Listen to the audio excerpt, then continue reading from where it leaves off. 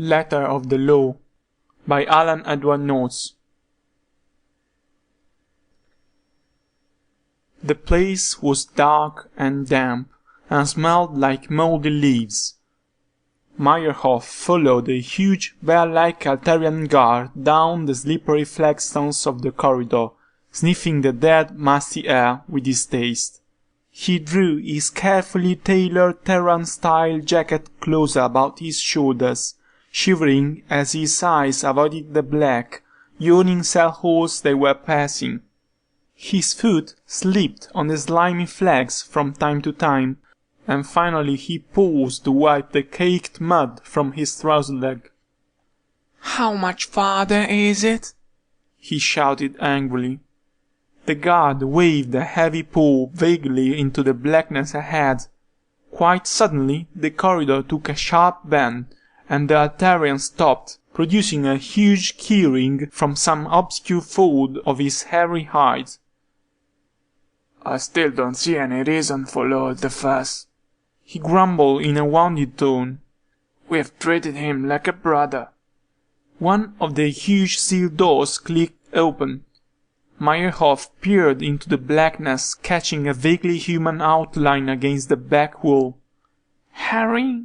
he called sharply. There was a startled gasp from within, and a skinny, gnarled little man suddenly appeared in the guard's light, like a grotesque, twisted ghost out of the blackness.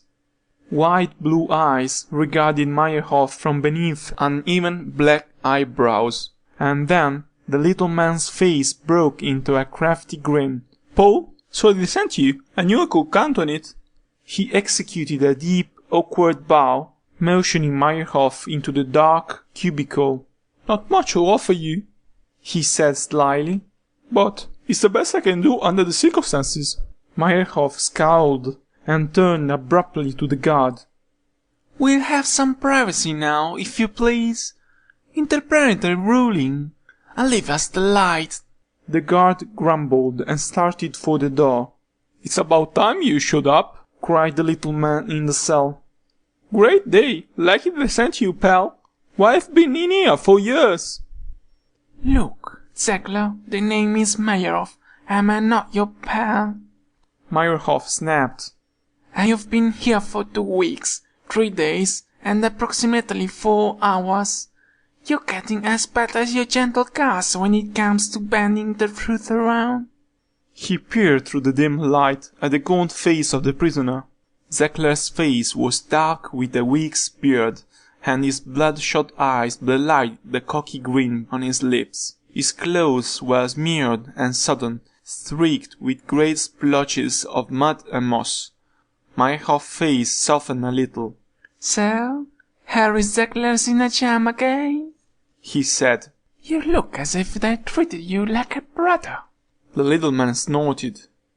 "These overgrown teddy bears don't know what brotherhood means, nor humanity either. Bread and water I've been getting, nothing more, and then only if they feel like bringing it down." He sank wearily down on the rock bench along the wall. "I thought you'd never get here. I sent an appeal to the Terran consulate the first day I was arrested. What happened? I mean, all they had to do was get a man over here, get the extradition papers signed, and provide transportation off the planet for me. Why so much time? I've been sitting here rotting." He broke off in mid-sentence and stared at Meyerhoff. "You brought the papers, didn't you? I mean, we can leave now."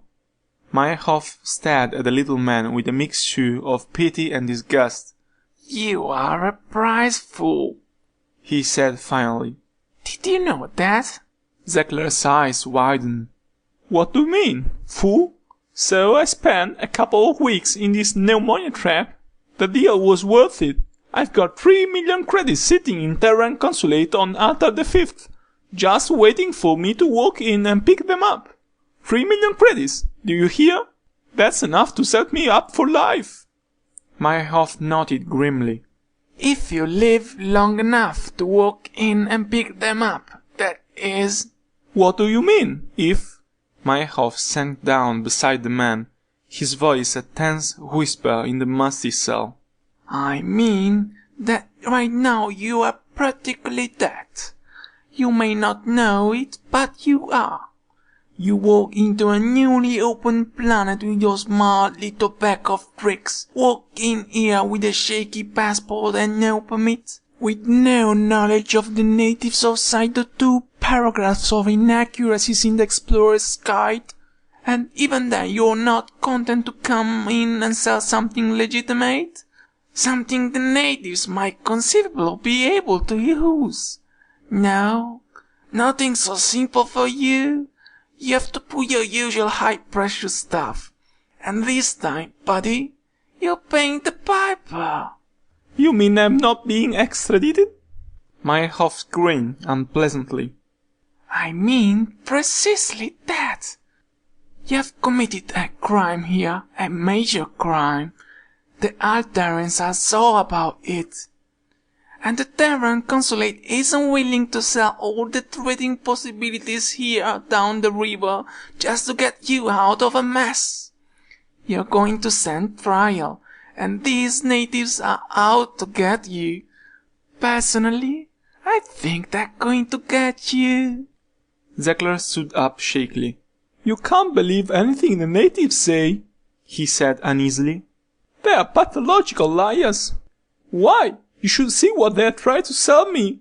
You've never seen such a pack of liars as these critters. He glanced up at Meyerhoff. They'll probably drop a little fine on me and let me go. A little fine of 1 Terran neck. Meyerhoff grinned nastily. You have committed the most heinous crime these creatures can imagine. And they're going to get you for it if it's the last thing they do. I'm afraid, my friend, that your command days are over. Zekler fished in the other man's pocket, extracted a cigarette, and lighted it with trembling fingers. It's bad, then? He said finally. It's bad, all right. Some shadow of the sly, elfin grin crept over the little conman's face. Well, at any rate, I'm glad they sent you over, he said weakly. Nothing like a good lawyer to handle a trial. Lawyer? Not me. Oh no, sorry, but no thanks. Meyerhoff chuckled. I'm your advisor, old boy. Nothing else.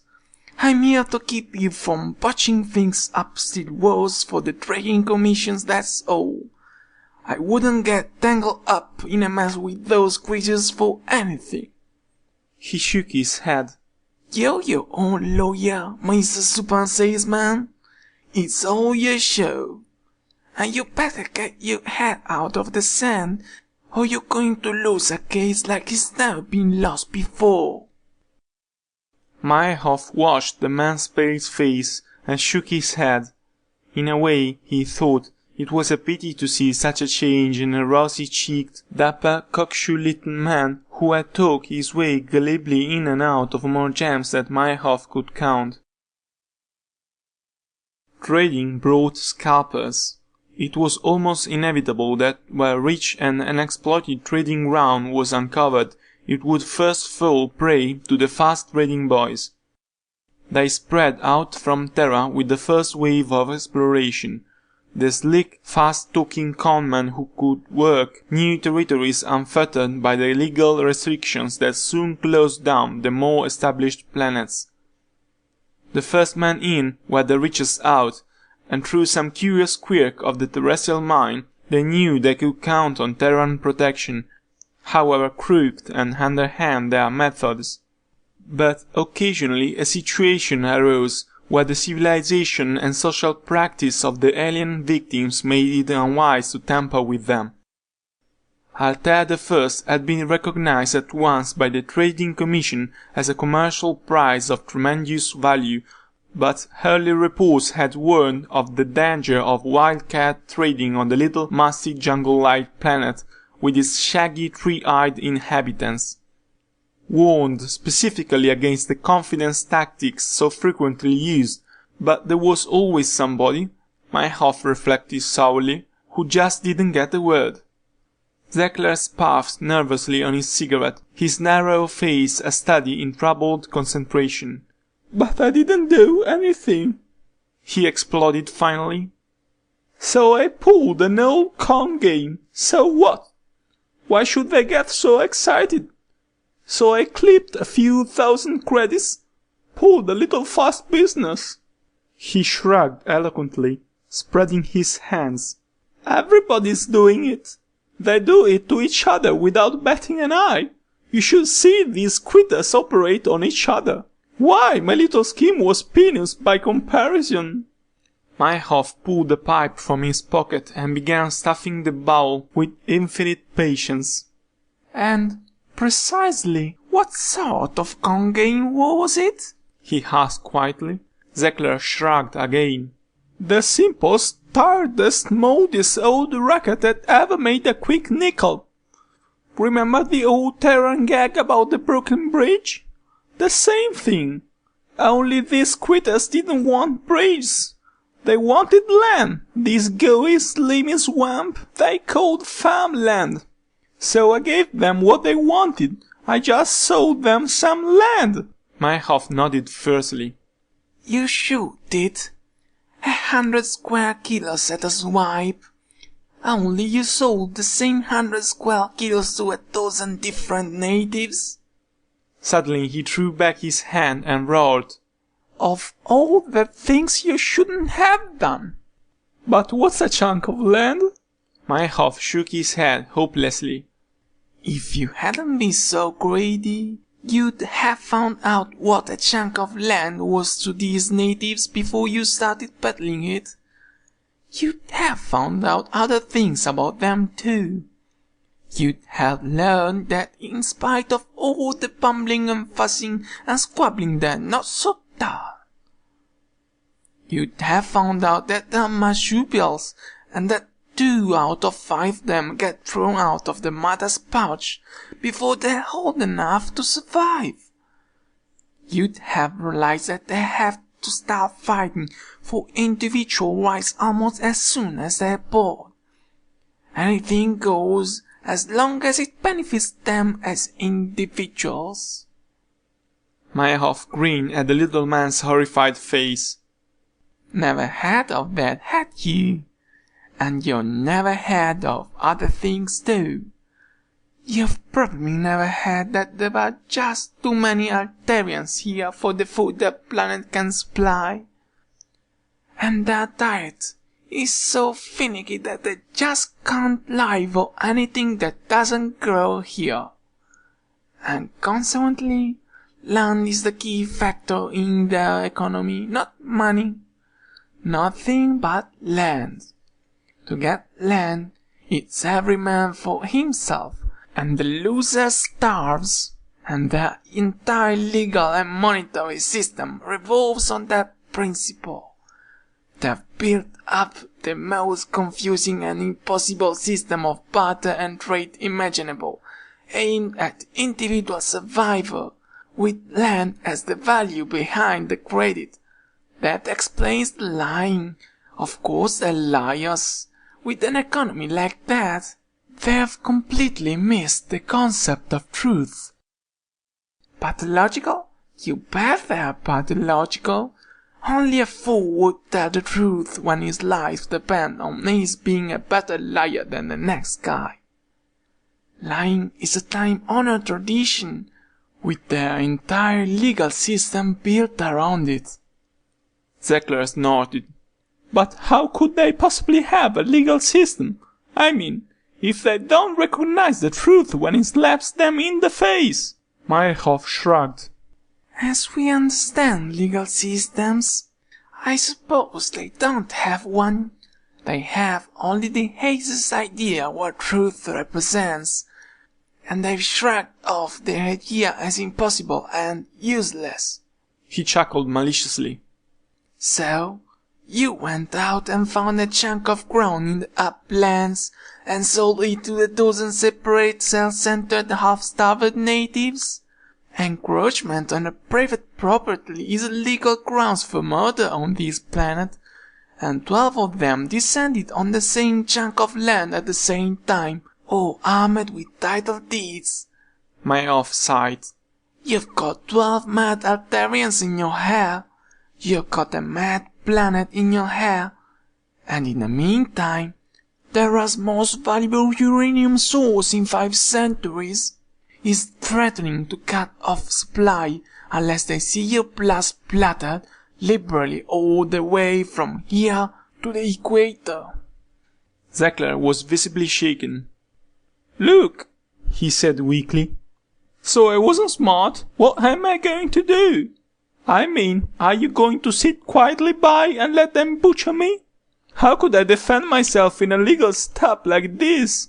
Meyerhoff smiled coolly. "You're going to get your sly little corn man brain to working, I think," he said softly. "By interplanetary rules, they have to give you a trial in Terran legal form. Judge, jury, court procedure, all the folderol. They think it's a big joke. After all, what could a judicial oath mean to them? But they agreed. Only thing is, they are going to hang you if they die trying. So, you better get those stunted little wits of yours clicking, and if you try to implicate me even a little bit, I'll be out of there so fast you won't know what happened." With that, Meyerhoff walked to the door. He jerked it inward sharply and spilled 2 guards over on their faces. "Privacy," he grunted and started back up the slippery corridor. It certainly looked like a courtroom at any rate. In the front of the long, damp stone room was a bench with a seat behind it and a small straight chair to the right. To the left was a stand with 12 chairs, larger chairs with a railing running along the front. The rest of the room was filled almost to the door with seats facing the bench. Zekler followed the shaggy-haired guard into the room, nodding approvingly. "Not such a bad arrangement," he said. "They must have gotten the idea fast." Meyerhoff wiped perspiration from his forehead and shot the little conman a stony glance. "At least you've got a courtroom, a judge, and a jury for this mess. Beyond that," he shrugged eloquently, "I can't make any promises." In the back of the room a door burst open with a bang. Loud, harsh voices were heard as half a dozen of the huge Altarians attempted to push through the door at once. Zekler clamped on the headset to his translator unit and watched the hubbub in the anteroom with growing alarm. Finally the question of precedence seemed to be settled, and a group of the Altarians filed in order of stature, stalking across the room in flowing black robes, pug-nosed faces glowering with self-importance. They descended upon the jury box, grunting and scrapping with each other for the first row seats, and the judge took his place with obvious satisfaction behind the heavy wooden bench. Finally, the prosecuting attorney appeared, flanked by 2 clerks who took their places beside him. The prosecutor eyed Zekler with cold malevolence, then turned and delivered a sly wink at the judge. In a moment the room was a hubbub as it filled with the huge, bumbling, bear-like creatures, jostling each other and fighting for seats, growling and complaining. 2 small fights broke out in the rear, but were quickly subdued by the group of gendarmes guarding the entrance. Finally the judge glared down at Zekler with all 3 eyes, and pounded the bench top with a wooden mallet until the roar of activity subsided. The jurymen wriggled uncomfortably in their seats, exchanging winks, and finally turned their attention to the front of the court. "We are reading the case of the people of Alta the First," the judge's voice roared out, "against one Harry Zekler, He paused for a long, impressing moment. Terran." The courtroom immediately burst into an angry growl, until the judge pounded the bench 5 or 6 times more. "This creature is hereby accused of the following crimes," the judge bellowed. "conspiracy to overthrow the government of Alta the First, brutal murder of 17 law-abiding citizens of the village of Kazan at the 3rd hour before dawn in the 2nd period of his arrival, desecration of the temple of our beloved goddess Zermatt, Queen of the Harvest, conspiracy with the lesser gods to cause the unprecedented droughts in the Dermati section of our fair globe, obscene exposure of his pouch marks in a public square, 4 separate and distinct charge of jailbreak and bribery. The judge pounded the bench for order. Espionage with a cursed scum of Altar II in preparation for interplanetary invasion. The little calm man's jaw sagged lower and lower, the color draining from his face. He turned wide-eyed to Meyerhoff, then back to the judge. The chairman of the jury, said the judge succinctly, will read the verdict. The little native in the front of the jury box popped up like a puppet on a string. Defendant found guilty on all counts, he said. Defendant is guilty.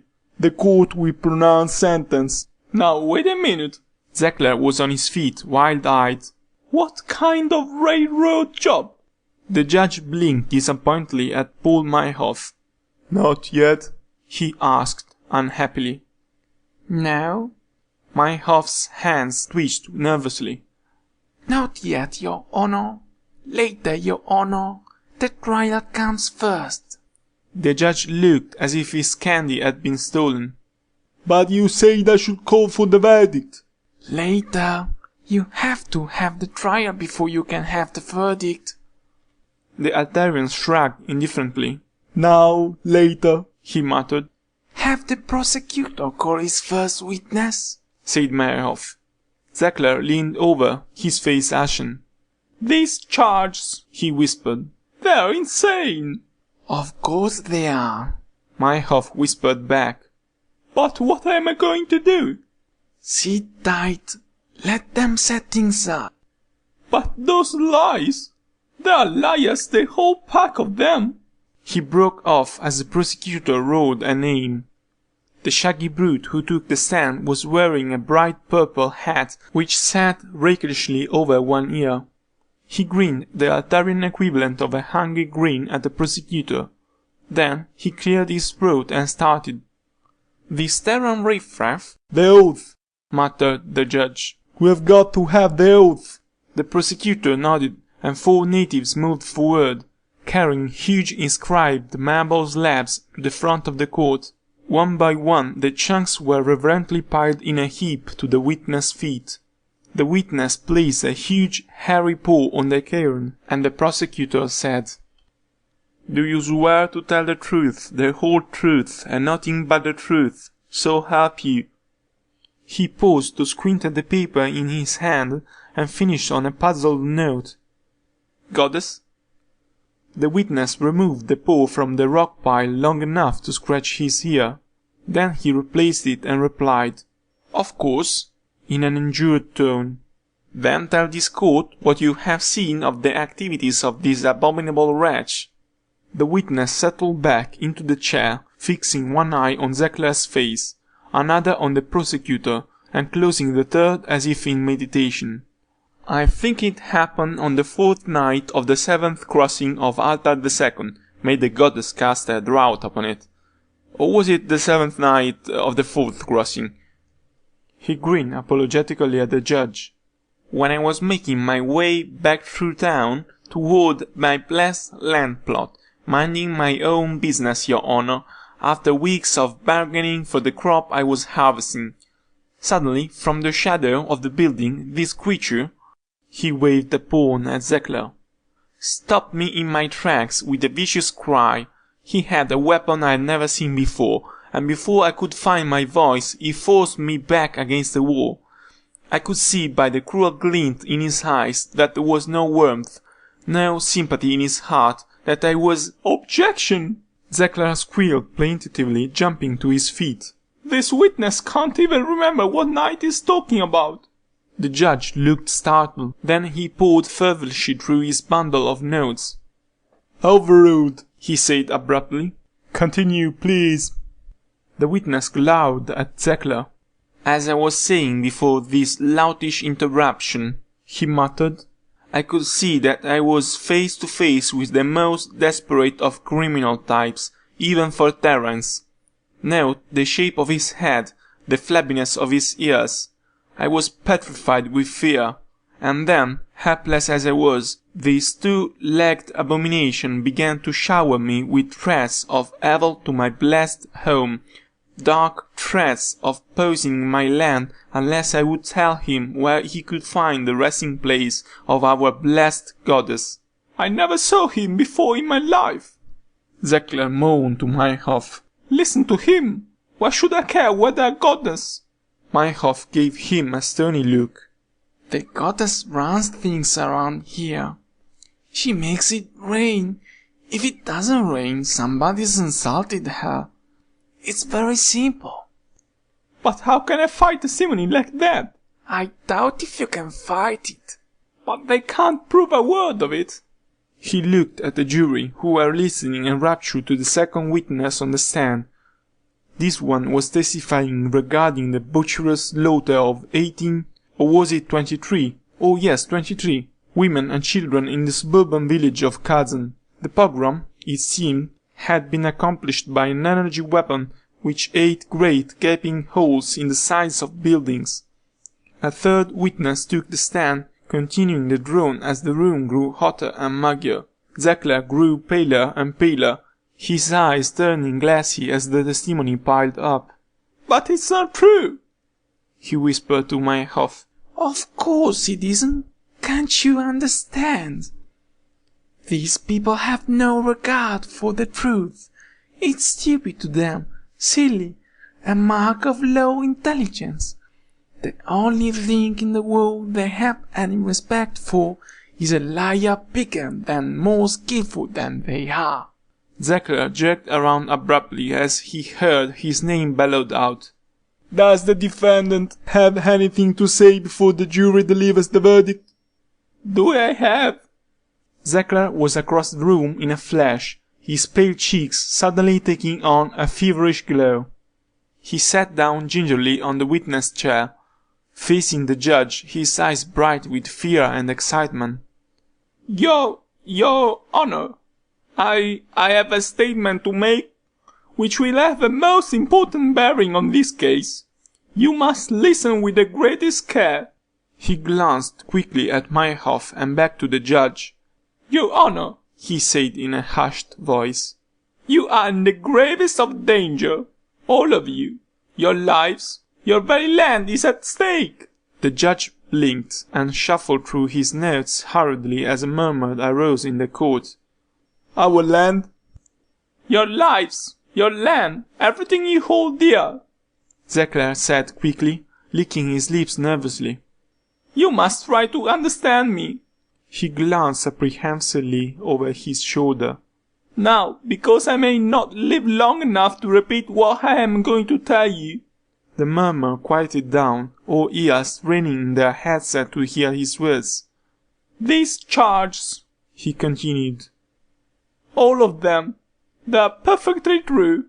At least, they seem to be perfectly true. But in every instance, I was working with heart and soul, risking my life for the welfare of your beautiful planet. There was a loud hiss from the back of the court. Zekler frowned and rubbed his hands together. It was my misfortune, he said, to go to the wrong planet when I first came to Altair from my homeland on Terra. I landed on Altair II, a grave mistake, but as it turned out, a very fortunate error. Because, in attempting to arrange trading in that frightful place, I made certain contacts. His voice trembled and sank lower.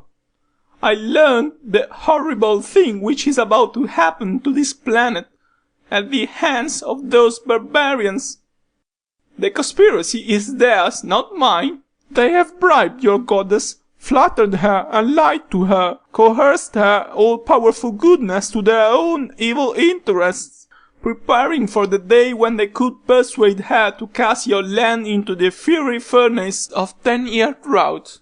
Somebody in the middle of the court burst out laughing. One by one the natives nudged one another, and booed and guffawed until the rising tide of the racket drowned out Zekler's word. The defendant is obviously lying, roared the prosecutor over the pandemonium. Any fool knows that the goddess can't be bribed. How could she be a goddess if she could? Zekler grew paler. But perhaps they were very clever. And how could they flatter her when she knows beyond doubt that she is the most exquisitely radiant creature in the universe, and you dare to insult her, drag her name in the dirt? The hisses grew louder, more belligerent. Cries of "Butcher him!" and "Scold his bowels!" rose from the courtroom. The judge begged for silence, his eyes angry. Unless the defendant wishes to take up more of our precious time with these ridiculous lies, the jury... Wait, Your Honor! I request a short recess before I present my final plea. Recess? A few moments to collect my thoughts, to arrange my case. The judge settled back with a disgusted snarl. Do I have to? He asked Meyerhoff. Meyerhoff nodded. The judge shrugged, pointing over his shoulder to the anteroom. You can go in there, he said. Somehow, Zekler managed to stumble from the witness stand amid riotous boos and hisses and tottered into the anteroom. Zekler puffed hungrily on a cigarette and looked up at Meyerhoff with haunted eyes. It doesn't look so good, he muttered. Meyerhoff's eyes were worried too. For some reason he felt a surge of pity and admiration for the haggard conman. It's worse than I'd anticipated, he admitted glumly. That was a good try, but you just don't know enough about them and their goddess. He sat down wearily. I don't see what you can do. They want your blood, and they're going to have it. They just won't believe you, no matter how big a lie you tell. Zekler sat in silence for a moment. This lying business, he said finally. Exactly. How does it work? The biggest, most convincing liar wins. It's as simple as that. It doesn't matter how outlandish a whooper you tell. Unless, of course, they've made up their minds that you just naturally aren't as big a liar as they are. And it looks like that's just what they've done. It wouldn't make any difference to them what you say, unless somehow you could make them believe it. Zekler frowned. And how do they regard the biggest liar? I mean, how do they feel toward him? Meyerhoff shifted uneasily. It's hard to say. It's been my experience that they respect him highly. Maybe even fear him a little. After all, the most convincing liar always wins in any transaction, so he gets more land, more food, more power. Yes, I think the biggest liar could go where he pleased without any interference. Zekler was on his feet, his eyes suddenly bright with excitement. Wait a minute, he said tensely. To tell them a lie that they'd have to believe, a lie they simply couldn't help but believe. He turned on Meyerhoff, his hands trembling. Do they think the way we do? I mean, with logic, cause and effect, examining evidence and drawing conclusions? Even certain evidence, would they have to draw the same conclusions that we have to draw? Meyerhoff blinked. Well, yes. Oh yes, they're perfectly logical. Zekler's eyes flashed and a huge grin broke out on his sallow face. His thin body fairly shook. He started hopping up and down on one foot, staring idiotically into space. If I could only think, he muttered. Somebody, somewhere, something I read. Whatever are you talking about? It was Greek, I think. Meyerhoff stared at him. Oh, come now. Have you gone off your rocker completely? You have got a problem on your hands, man. No, I've got a problem in the bag. Zekler's cheeks flushed. Let's go back in there. I think I've got an answer. The courtroom quieted the moment they opened the door, and the judge banged the gavel for silence. As soon as Zechler had taken his seat on the witness stand, the judge turned to the head juryman. "Now then," he said with happy finality, "the jury—" "Hold on, just 1 minute more." The judge stared down at Zechler as if he were a bug on a rock.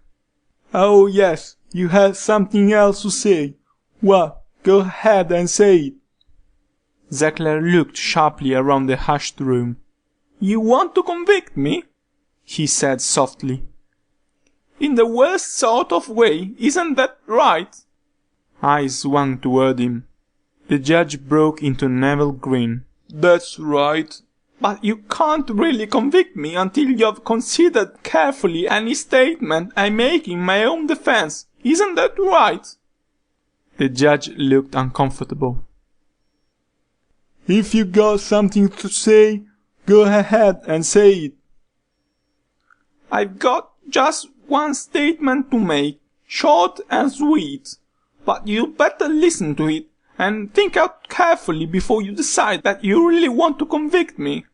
He paused and glanced slyly at the judge. "You don't think much of those who tell the truth, it seems. Well, put this statement in your record, then." His voice was loud and clear in the still room. "All Earthmen are absolutely incapable of telling the truth." Puzzled frowns appeared on the jury's face. 1 or 2 exchanged startled glances, and the room was still as death. The judge stared at him, and then at Meyerhoff, then back. "But you—" he stammered. "You're—" He stopped in mid-sentence, his jaw sagging. One of the jurymen let out a little squeak and fainted dead away. It took, all in all, about 10 seconds for the statement to soak in. And then pandemonium broke loose in the courtroom. "Really?" said Harry Zechler loftily. "It was so obvious, I'm amazed that it didn't occur to me first thing." He settled himself down comfortably in the control cabin of the interplanetary rocket and grinned at the outline of Altair IV looming larger in the view screen. Paul Meyerhoff stared stonily at the controls, his lips compressed angrily. "You might at least have told me what you were planning." "And take the chance of being overheard? Don't be silly. It had to come as a bombshell. I had to establish myself as a liar, the prize liar of them all. But I had to tell the sort of lie that they simply could not cope with, something that would throw them into such utter confusion that they wouldn't dare convict me." He grinned impishly at Meyerhoff. "This paradox of Epimenides the Cretan, it really stopped them cold. They knew I was an Earthman, which meant that my statement that Earthmen were liars was a lie, which meant that maybe I wasn't a liar, in which case, oh, it was tailor-made." "It sure was." Meyerhoff's voice was a snarl. "Well, it made me out a liar in a class they couldn't approach, didn't it?" Meyerhoff's face was purple with anger. "Oh, indeed it did. And it put all Earthmen in exactly the same class, too." "So, what's honor among thieves? I got off, didn't I?" Meyerhoff turned on him fiercely. "Oh, you got off just fine. You scared the living daylights out of them.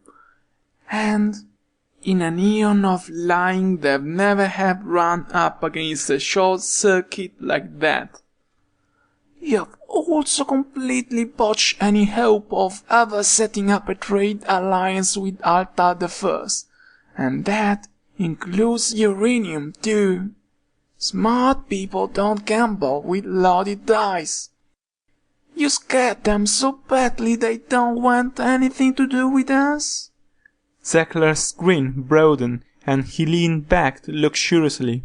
"Ah, well, After all, the trading alliance was your outlook, wasn't it? What a pity. He clucked his tongue soundly. Me? I've got a fortune in credit sitting back at the consulate waiting for me. Enough to keep me on silk for quite a while. I might say, I think I'll just take a nice long vacation. Meyerhoff turned to him, and a twinkle of malignant glee appeared in his eyes. Yes, I think you will. I'm quite sure of it, in fact. Won't cost you a cent either. Eh? Meyerhoff grinned unpleasantly. He brushed an imaginary lint fleck from his lapel and looked up at Zechler slyly. That, jury trial? The Altarians weren't any too happy to oblige. They wanted to execute you outright. Thought the trial was awfully silly, until they got their money back, of course. Not too much, just 3 million credits. Zechler went white. But that money was in banking custody. Is that right? My goodness. You don't suppose they could have lost those papers, do you? Meyerhoff grinned at the little conman. And, incidentally, you're under arrest, you know. A choking sound came from Zechler's throat. Arrest? Oh, yes. Didn't I tell you? Conspiring to undermine the authority of the Terran Trading Commission. Serious charge, you know. Yes, I think we'll take a nice long vacation together. Straight back to Terra. And there, I think you'll face a jury trial. Zechler spluttered. There's no evidence. You've got nothing on me. What kind of frame are you trying to pull? A lovely frame. Airtight. A frame from the bottom up, and you're right square in the middle. And this time... Meyerhoff tapped a cigarette on his thumb with happy finality. This time I don't think you'll get off.